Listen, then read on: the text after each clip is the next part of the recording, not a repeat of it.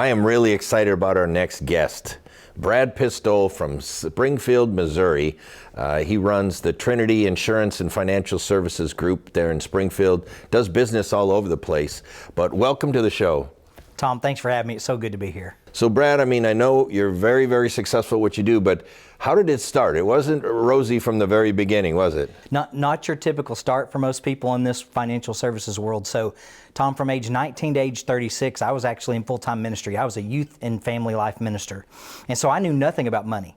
As a matter of fact, I actually opted out of Social Security when I was 19 because ministers have a chance to conscientiously object. And I did. I can be a better steward of my money than the government can. And I opted out. So I had literally no Social Security, no retirement savings. And then at age 36, time to make a transition. You go through a life change. And fortunately, I had a father who had spent 52 years. He spent 52 total years in the financial services industry. Was a CLU, Chartered Financial Consultant. He worked for Blue Cross Blue Shield and Merrill Lynch. And so he said, hey, you should go take your tests. I don't know if it'll turn into anything, but you've been around me your whole life. You ought to give this a shot. And so that was my beginning at age 36, starting all over. I opened my business in the midst of the financial crisis in 2008, was my first year in business. So you didn't even really start your own retirement plan until you were in your 30s. What advice would you give somebody in their 20s or early 30s on how to get started for saving for retirement? My advice to a young person is start absolutely as soon as you can. I didn't start till age 36, and I've been super blessed with what's happened, but start as soon as you can. Those early years are really important. And meet people who are key in this industry, who know what they're talking about. I went to a conference where you spoke in 2009, and I thought, I want to follow this guy around, read all of his information, do everything he does. And so I did that. And then I was also blessed to meet America's IRA expert, Ed Slott. And I went to one of his 2-day Ed Slott Elite IRA Advisor Group meetings. And I thought, I'm joining this group. I want to be around the best of the best of the best. And so I've been in the Ed Slott group for 15 years. I've been following you for 15 years. It transformed my life. So start early, meet people that know what they're doing, follow and emulate them. There's so many choices out there. There's 401ks, there's IRAs, there's Roth, there's investments, there's crypto, there's annuities, there's life insurance, there's mutual funds, there's ETFs. What advice would you give to somebody on really starting to build that portfolio? So be very careful of one major trap we all fall into. When we're young, we graduate from college and we're eager to get started. Everyone tells us about the 401k. You need to sign up for the 401k and you're going to get free money in the match, and we all jump in. But none of us at a young age, 24, 25, we have no clue what's coming 30 years down the road. We don't understand what tax deferral means. We didn't save the tax, we deferred the tax. So when you start off with a 401k and you get this free money, it's not all yours. You're in a joint partnership and joint ownership with Uncle Sam. He reaches out his hand and says, nice to meet you, and he handcuffs you. He's got you. So be careful with the 401k. If there's a 401k Roth option, contribute to the Roth. Max fund a Roth IRA if you have the opportunity to. Max fund cash value life insurance, things that are going to provide tax-free income to you in the future. You know, when you study the history of the 401k, it started back when tax rates were higher. And it made perfect sense to take money out of your check, get a tax deduction, let it grow tax deferred, so when you retired, you're probably in a lower tax bracket. It made perfect sense. We all did it. Well, now, taxes are near the lowest they've ever been. We're $34 trillion in debt. The debt's climbing at $5 billion every single morning. There's $200 trillion of unfunded obligation for Social Security, Medicare, Medicaid, government pensions, military pensions.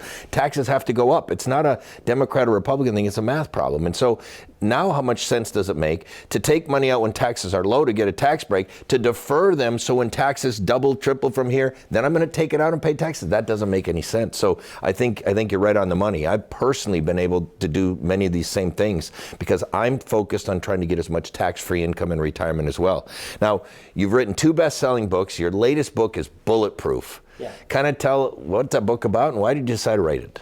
The book is about, it's Bulletproof, the safe and secure retirement income plan. We talk about setting up tax-free accounts. If you're already in tax-deferred accounts, how to get those taxes out and removed, remove that tax tumor, Roth conversions, but also protecting your account, using things like annuities with guaranteed income riders and cash value life insurance, passing on tax-free wealth to your family. So we've really enjoyed it and love writing the book. Now, I was on the train yesterday, and I was reading the Wall Street Journal. You were quoted in the Wall Street Journal about some of this same stuff. So the interesting thing, that's right, it was cool to get here and be able to get a copy of it in New York City. So it's very interesting. The article that was written was about the required minimum distributions being at all-time highs because the market is so high. And so we look at our accounts and we're like, yeah, I'm super wealthy, but that's not all our money. Uncle Sam's saying, remember, I'm a joint owner in that account. And because we hit a certain threshold, these younger people who are wanting to build wealth, and we want them to, they're going to reach a day where Uncle Sam says, remember, I'm the silent partner, and now I'm going to be a loud partner. And you're going to have to take money out, and here's how much you've got to take out, and here's how much you're going to pay in taxes. And he's moving that lever all the time. And so we want to be very, very careful about tax-deferred savings. We want tax-free. Now, in the book, you talk about this triple whammy. Yeah. Tell me about the triple whammy. So, Tom, as we're building our wealth, I know in your new book, in Who Wants to Be a Millionaire, you talk about the 3 phases. So we're building it and saving it, and then we protect it, and then we start to distribute it. Well, the triple whammy comes in when you start to take those distributions, and here's the triple whammy. If you take distributions, once you turn the faucet on and you retire, you take distributions, while the market's going backwards, while paying an advisor a fee, that is a really dangerous combination. And then you talk about this quadruple triple whammy. Tell me about that and how that can prevent people from becoming a millionaire. So the quadruple whammy is why we really want to encourage young people to save their retirement savings in tax-free accounts. Here's why. Add one element to the triple whammy. It's distributions plus losses plus fees plus taxes. So if you have $1 million in your account and I have $1 million in my account, but mine's a Roth and yours is tax deferred, who has more money? I have a lot more money than you do. Especially now, think about this, Tom. If mine's protected, it's in an annuity that protects the principal with an income rider, and it's a Roth, it's tax-free. Over here, you're just playing the market and you're in a tax-deferred account. We both start distributions. Well, if you go through distributions plus losses plus fees and then pay taxes on the distribution, you wanted that 50 grand, but Uncle Sam says, wait, I get 50% of that 50 grand. So you do all of that from $1 million account and end up with $25,000 in your pocket. That's a terrible formula. That's a disaster. We want it to be tax-free and protected. So stay away from the triple and the quadruple whammy. Now, you've been a radio host for like 15 years, and you talk a lot about finishing strong in the second half. Why is it so important in retirement to finish strong in the second half? The second half of the game is very, very important. And so both my son and I, Hunter and I, are retirement income certified professionals through the American College. I'm also a certified financial fiduciary and a certified annuity specialist. But through our training through the RICP with people like Dr. Wade Fowle and many, many other key guests, we have learned that how you finish the game is really important. We want to focus on that second half, making sure we go from tax deferred to tax free, making sure that our risk corridor has come down. We're now protecting what we spent our entire life saving. And now we're ready to turn on tax-free income that's guaranteed, that's going to last the rest of our lives. So that second half is really about protecting the wealth you have and then distributing it to either yourself or your family in the most tax-efficient manner possible. Absolutely. And what people don't realize is sometimes those required minimum distributions can cause their Medicare premiums to go up significantly. And many people don't understand this whole IRMA requirement that Medicare now has like 5 different brackets, and they're a big difference from the lowest Medicare to the highest Medicare bracket. To go from 174 to 500 and something. So many times on the show I've had my good friend Heather Schreiber. I think she's America's expert when it comes to Social Security planning, and we call her Aunt Irma. You don't want to tick off Aunt Irma. And they're like, what's IRMA? Well, that's this income threshold, and if you make too much money, it's what determines your Medicare premium 2 years down the road. So when you sell a house or you take a distribution from a tax-deferred account to help one of your children, you don't realize 2 years from now, that might have taken you from $174 up to $500 and something dollars. So we have to be very, very careful about not only Medicare, Social Security taxation, federal taxation, state taxation. Uncle Sam is going to get us everywhere we turn, and that's why we say, we borrow this from Ed Slott, he says it all the time, it's not what you make, it's what you keep after taxes that counts when it comes to your retirement. And we want people investing and protecting their wealth in tax-free accounts. That's really incredible. Now let's talk for a minute about life insurance. A lot of people don't want to talk about it. They don't think it has to do with retirement. I disagree. I'll give you a couple things that I think of. Number one, I tell people don't leave your kids money. You're supposed to spend your money. Leave them life insurance, because that goes to them tax-free. Too many people, I think, try to leave their IRA or their 401k. That's the worst money to leave. That's the money they should be spending, or at least turning that into a life insurance policy. You know, we have 4 kids, and one day we were sitting around saying, how much should we leave the kids? And my wife said, I don't know, what do you think? I said, well, if we bought a $1 million second to die life insurance policy, name the 4 kids a beneficiary, when we're both gone, they're going to get $1 million tax-free. And so we did that, and that policy's paid up. The total cost of that was $150,000. So for 15 cents on the dollar, we get to transfer $1 million tax-free to our kids. But the best part is, who gets to spend the other $850,000? We do.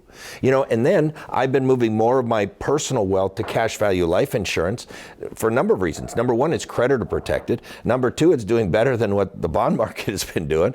And number three, I can take money out tax-free, and when I die, it goes to my family tax-free. And so share with me, you know, your thoughts on life insurance. I think you can play a big role in some of this tax planning we're talking about. Sure. Well, Tom, for me, this goes all the way back to 2009 when I met you. So I stole my current portfolio from you. So I literally I own 8 life insurance policies. I've owned 10. I own 7 annuities. People are like, well, why in the world do you own 8 life insurance policies? Well, let's use a real example. I owned a policy on my father. My father passed away last year. It was unexpected. But thankfully, I was the owner, the payer, and the beneficiary of that life insurance policy. Now, I could have, being a good steward of my money means I want to put it into the best place I can to reap the greatest reward, right? I put it into something that paid me back triple what I put into it as an investment and paid me tax-free. What was I able to do with that when my father passed? I paid for his funeral. I paid for all the expenses for my mother that she would not have been able to afford. So, why do I own 8 policies? Why did I own 10? Well, I own one on my dad. I own one on my mom. I own a second to die on my mom and dad. I own policies on my children. I own policies on myself. I put more than 6 figures a year, every year, into permanent cash value life insurance. Why? I've studied all the research, your research, the research of many, many other best-selling authors who talk about how many corporations put billions and billions and billions of dollars into life insurance. Why is that? They know something we don't know. They're finding out a way to leave Uncle Sam on the bench. So when you can take the power of Roth IRAs and Roth 401ks, cash value life insurance, other vehicles that are tax-free, you leave him on the bench. And there's one way around having money saved in a tax-deferred account. If someone's like, I can't afford the tax on converting right now, and I didn't hear you until I've already put $200,000 into my tax-deferred account. Well, there is a day down the road when you will have to take required minimum distributions, and you can use something called a QCD, a qualified charitable distribution. So if you're already charitably inclined and giving it away anyway, use that tax-deferred account that you took a tax deduction on up front, give it away to a charity, and leave Uncle Sam on the bench completely. So those are the strategies that we talk about with our clients. All right, let's kind of wrap it up. What final piece of advice would you give viewers who are on their journey to becoming a millionaire? Start as soon as they can. Find people to follow who know what they're doing, and don't give up on that. You know, you're going to have setbacks in life, there's no doubt. And you're going to go through things where it's your mind's going to tell you, hey, I need to stop, I need to pause, I can't fund this. But don't give up. Continue to contribute. The power of compounding, and the power of compounding tax-free. So come up with a good plan. Meet with a qualified financial professional who knows what they're doing and knows what they're talking about. Ask them if they're doing it for themselves. I tell everyone, ask me what I'm doing. I'll pull out my annuities, my life insurance policies. I'll show you exactly what I'm doing.